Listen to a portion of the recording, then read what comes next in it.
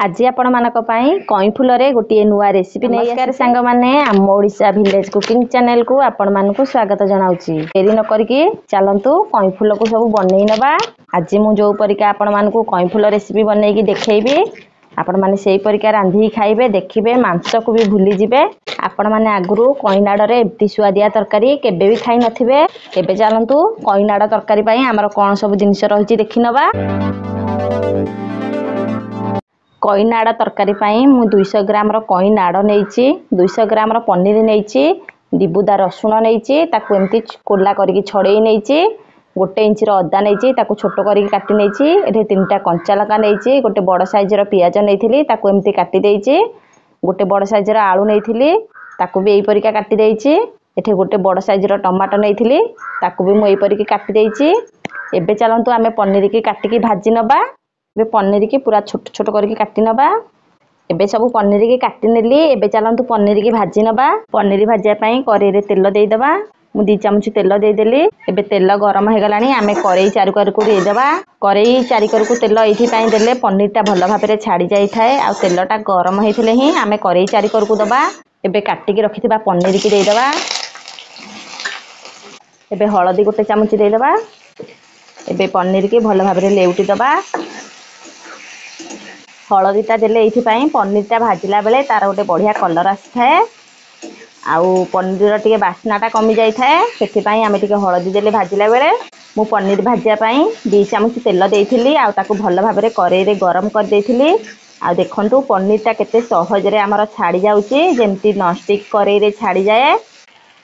एबे पनीर भाजिबा भितरे चलंतु मसाला को बनै नबा। एबे टमाटो देकी भलो भाबरे ताकू पेसेई आनिबा।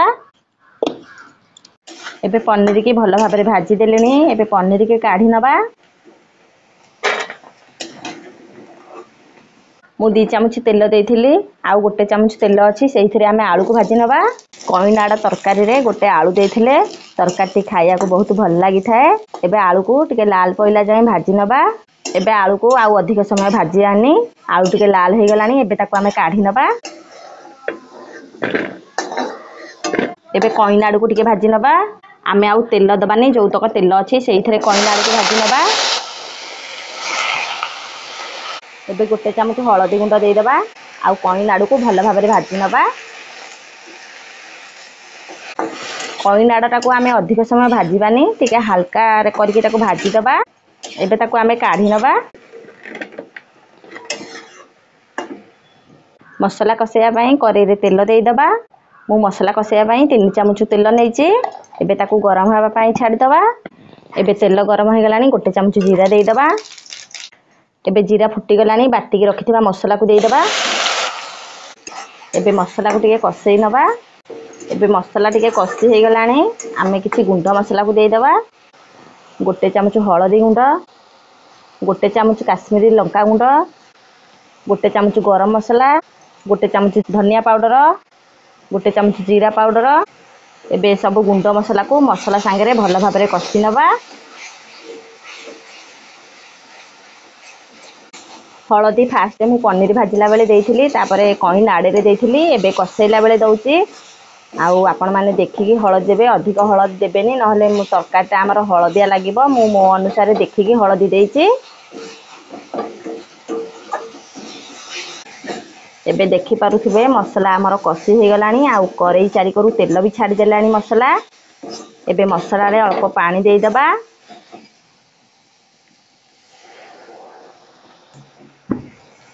एबे आउ टिके कसी हबो मसालाटा। तरकारी रो मेन जिनिस होची मसालाटा भलो भाबरे कसी हबा। आउ मसालाटा जेते भलो भाबरे कसी हबो तरकारीटा खाइया को सेते बढ़िया लागिबो। एबे मसाला हमर भलो भाबरे कसी हे गलानी। एबे कई नाड़ को देई दबा। एबे आलू को देई दबा। एबे मसाला संगे आलू आउ कई नाड़ को भलो भाबरे कसी नबा। जेहेतु मेथरे 3टा कंचा लंका बाटी थिली सेति पई आउ लंका गुंड देलिनी केवल कलर पई काश्मीरी लंका गुंड टिके देले। आपण मानकु जदी आउ अधिक राग दरकारे आपण माने लंका गुंड पकेई परिबे। जेहेतु हमर छोट छुआ अछंती से माने अधिक राग खांतिनी सेति पई मु टिके लंका कम कली।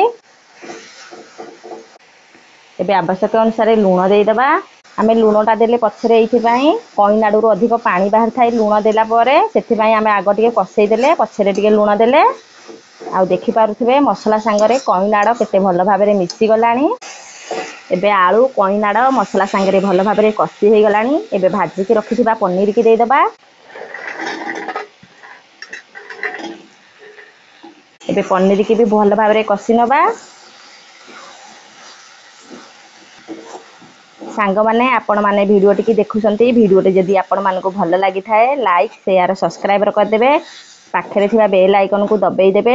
सर्वप्रथमे आमे गाँ गहली रा जो नुवा वीडियो पोस्ट करिवु आपण माने देखि परिबे। एबे देखि पारुथिबे पनीर पकेला परे तरकारीटा केते सुंदर देखा जाउची। आपण माने जदि झोल करिया को चाहिबे आउ अधिक पानी देबे जेहेतु एटा आमे जुकुजुकिया करिवु सेति पई म गोटे ग्लास पानी देली। एबे तरकारी की फुटिया पई छाडी दबा। एबे तरकारी भल भाबरे फुटी जाइची केते सुंदर देखा गलानी। आज सांग मानकू कई फूल नाड़े मु तरकारी बनै की देखैली। एबे भाद्रव मास चलीची सबु पोखरी मानकरे कई फूल फुटी जाइची जेहेतु ए भाद्रव मासरे अधिक सबु पोखरी रे कई फूल फुटी थाए सबु मासरे फुटी थाए किंतु भाद्रव मासरे अधिक कई फूल फुटी थाए पोखरी मानकरे। आज सेई कई फूल को आनिकी तार नाड़ को काटिकी तार गोटे बढ़िया स्वादिया तरकारी बनैची। सांग माने आपण माने घरे एमती जदि न बनैकी न खाइबे कई फूल नाड़े ताहले आर स्वाद आपण माने केबे भी जानि परिबेनी। आपण माने भाबुथबे हां कई नाड़ किए खाउची आपण किंतु थरे खाइकी देखंतु केमती लागुची आ मते कमेंट माध्यम रे जणैबे। आपण माने चाहिले एथरे आउ किछि धनिया पत्र पकेई परिबे। देखि पारुथिबे आमे तरकारी पई गोटे ग्लास पानी देइथिली पानी एबे मरिकी हमर तरकारी पूरा जुकुजुकिया हो जाइची। एई तरकारी टी आपण माने गरम भात रे खाई परिबे पखाला संगे रे खाई परिबे रोटी संगे रे भी खाई परिबे। आउ एई तरकारी की समस्ते खाइया को भल पाइबे पिलाठू वयस्क लोक समस्ते को देले समस्ते खाइया को बहुत भल पाइबे। एबे हमर कई नाड़ तरकारी पूरा रेडी हो जाइची। रहुची नमस्कार।